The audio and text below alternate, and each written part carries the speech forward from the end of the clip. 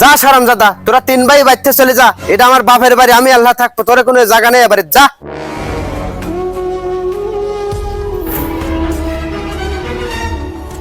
এই বদমাইশ, এই তুই যাওয়া বাদ দিকে না তামাশা দেখতেছিস? আমার 2 সাল চলে গেল, তুই আর কি দেখিস? আব্বা আমার 2 ভাই বোকা দেই চলে গেল, এটা তোমার বাবার বাড়ি আমারও বাবার বাড়ি। তুমি যদি থাও তাহলে আমু থাকবো, আর আমি যদি চলে যাই তাহলে আমার হাতে তোমারও চলে যাওয়া লাগবে। বেয়াদব সাল কোনাকার, আমার আপন 2 সাল চলে গেলে, তুই তো আমার হতালো সওয়াল, তোকে পালো আনছিলাম, তুই না দাঁড়া দাঁড়া তামাশা দেখতেছিস, যা আনতে। भारी मिस्टेक हो गया सर।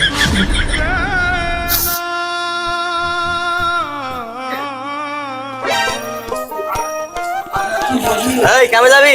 হ্যাঁ যাবো কয়টা নেবি নি ক? ভাই 1000 লাগবে নি। আরে না রে ভাই, আমার কাজ করতে লাগবে আধা ঘন্টা, 400 টাকা দেবো।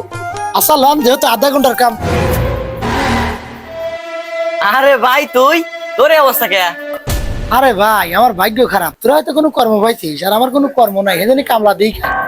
আরে ভাই আজকে তেন তোর আর কোনো চিন্তা নাই, আমি যে ব্যবসা করি তুই এই ব্যবসা করবি। আজকে তেন 50-50 শেয়ার, চল। সত্যি করছিস? কিন্তু ভাই এটা কথা।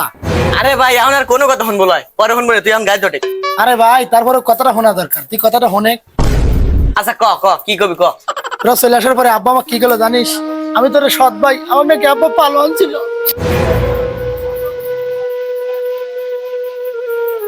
আচ্ছা ওসব কথা বাদ দে, 300 দেবো, যাবি? কি ভাই তুই না কেবল আমাকে বাগে লিবির চালি, আর কামলা তো 400 গেলে আমি 300 খুশকিয়া। আরে ভাই তোরা তো কথা আমার শোনার সময় নাই, তুই গেলি ওটা, না গেলে আমি চলে গেলি।